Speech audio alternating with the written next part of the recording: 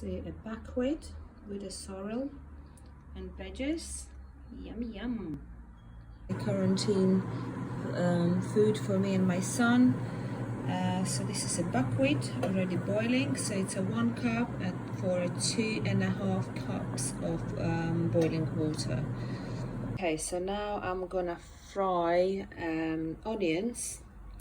I'm gonna add half of paprika, and then I have a sorrel. It's nice and fresh.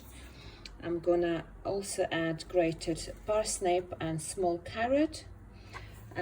Completely on the end, I'm just gonna squeeze a little bit of garlic and parsley with a dill completely on at the end. So I will show you how it goes. And for my son, I have dates, like 3 or 4 dates, half of pear peeled, banana, and it's a frozen fresh, used to be fresh, now it's frozen, cherries. And I'm gonna add, of course, a fresh sorrel into it, and the buckwheat which I'm cooking in there.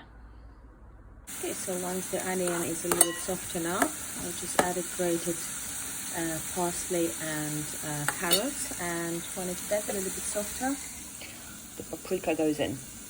Okay, so this is a water, like 3/4 of a cup with 2 full spoons of cooking flour, and that's gonna go also at the end when the sorrel is cooked with garlic and chopped dill and parsley.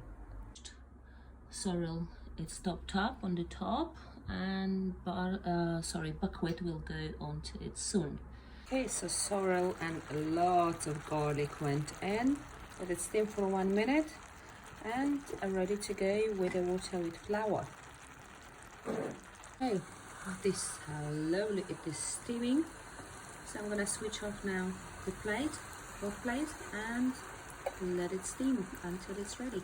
Okay, so this is the ready one, and that's the way I like it. And this is for my son, so I'm gonna blend it for him, and it's gonna be all yummy. For mommy, for a baby, yummy.